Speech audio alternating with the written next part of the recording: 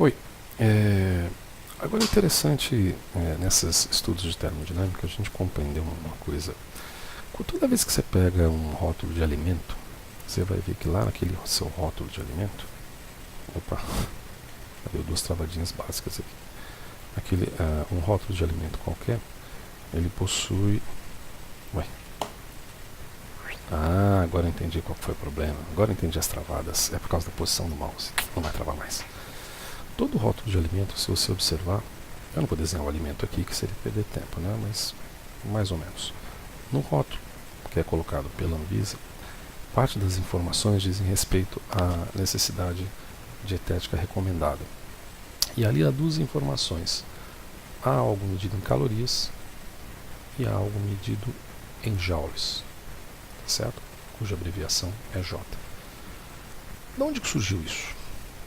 Certo? Por que existem essas duas quantidades? Ou qual, vamos dizer assim, tecnicamente, qual é? Não sei se seria qual é mais correto, acho que mais correto seria como é, né? Ou o que é, ou como foi determinado. Como foi determinada a relação de joules para calorias. Será que eu tenho que jogar o mouse mais para lá? Deixa eu ver. Funcionou. Para calorias. Tá? Essa relação de joules para calorias, ela tem um outro nome estético chamado equivalente mecânico do calor. E tem uma história bem interessante. Equivalente mecânico. Eu acho que eu tinha conseguido muitas do calor. Por quê? Porque mecânico envolve trabalho, certo? E calor envolve calor. Então, não à toa, isto está relacionado à variação de energia interna de um sistema, tá certo? Ou seja, está inserido dentro da primeira lei. Eu não estou caindo, mas a equação está caindo.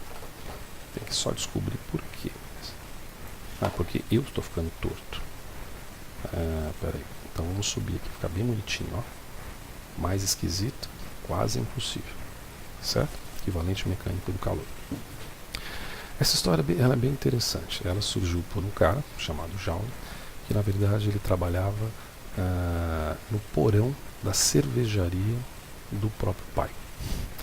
E lá, a quantidade termodinâmica mais importante que se tem notícia, que foi, vamos dizer assim, colocada no Sistema Internacional de Unidades, teve origem no porão de uma cervejaria.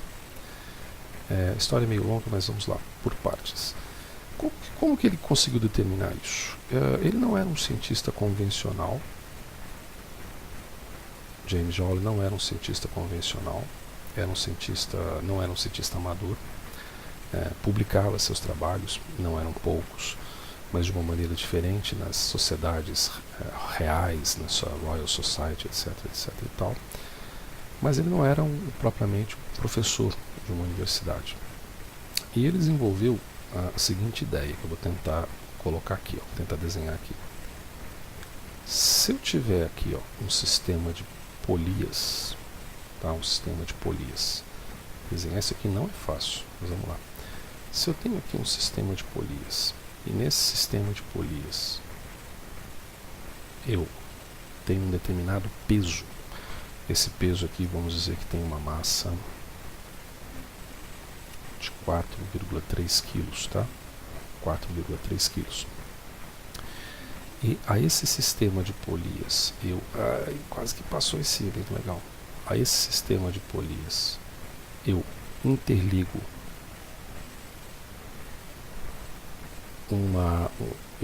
um sistema mecânico dotado de paz. Paz não com Z, paz com S, tá certo? E coloco esse sistema imerso dentro de um receptáculo contendo água, e foi mais ou menos isso que foi feito pelo Joule, tá? Então eu tenho água aqui, ó, coberto de água, esse sistema de polias. Determino, não determino nada por enquanto não. Coloco aqui uma massa de água, tá? Então isso aqui é H2O. Provejo aqui uma massa de água, de 150 gramas para cá, certo? E faço o sistema funcionar. Deixa eu prender o sistema no teto aqui. Eu olho meu desenho aqui do lado. Eu prendo esse sistema aqui no teto, né, para deixar o sistema solto. E permito esse bloco, chumbo, concreto, sei lá, permito que esse bloco aqui desça a uma determinada altura. Então esse bloco vai despencar para cá, bem, até chegar aqui no chão, tá? Até chegar aqui no chão, esse bloco de concreto, mantendo a massa dele, despencado a uma altura de 3 metros,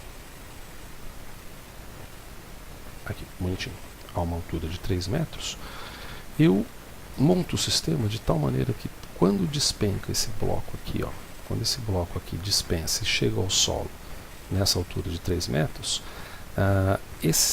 o sistema de polias, vou escrever aqui, não é um sistema de polias, então, isso aqui é um sistema de polias. Esse sistema de polias, com rodando e tal, ele faz com que essa hélice gire. Ocorre que essa hélice está girando dentro da água, e ao girar dentro da água, a uma determinada velocidade, ela define uma variação de temperatura de 0,2 graus Celsius. Quer dizer, uma variação muito pequena de temperatura, mas ainda assim mensurável. O que é? Isso significa o seguinte, que veja que trabalho pode ser medido na forma de energia e calor também é medido na forma de energia. E veja também que você tem o equivalente desse calor gerado em trabalho mecânico. Qual que é o trabalho mecânico aqui no caso? O trabalho mecânico no caso nada mais é do que essa agitação das pás que são colocadas aqui em massas d'água. Esse é o trabalho mecânico. Só que nesse trabalho mecânico, pela queda do peso, eu acabo gerando calor dentro da massa de água e esse calor acaba sendo detectado, essas quantidades acabam mostrando variações de energia interna no sistema. Mas há uma equivalência entre elas, e esse é o equivalente mecânico. Se não, vejamos, como que você mediria esse trabalho realizado aqui, ó? Esse trabalho realizado é um trabalho de energia potencial, está relacionado a uma energia potencial. Por quê? Porque é a queda de um bloco em determinada massa.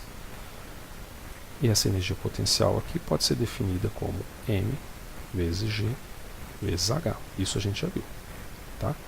Tenho até medo de colocar isso aqui na forma de uma expressão de equação para não confundir o quadro, mas está aqui. Se a gente medir isso daqui, então nós vamos ter a massa do bloco que cai, 4,3 kg, né, Sistema Internacional de Unidades, vezes a aceleração da gravidade, 9,8, vezes a altura, 3 metros. Quanto que vai dar isso? Bom, aqui talvez seja melhor eu puxar minha calculadorazinha aqui pequenininha. Não precisa ser essa feiosa, pode ser uma calculadora menos feiosa. Pera aí. Só um instante, Basic Mode. Tá. Quanto que seria isso? Então isso aqui é 4.3, ok? 9.8, multiplico por 9.8 e multiplico por 3. Então eu obtive aqui 126, arredondando. Tá? Eu obtive aqui, 126. 126 o quê? 126, Sistema Internacional, 126 joules. Tá certo? 126 joules. Porque é o trabalho, energia potencial, medição em joules. Agora, e o que acontece aqui do outro lado? O que acontece com essa variação termal aqui? Lembra que o calor, nós determinamos o quê? Cara, se eu puxar uma seta agora vai confundir a tua vida, mas eu vou tentar fazer alguma coisa para não confundir tanto. Ou vai confundir mais ainda.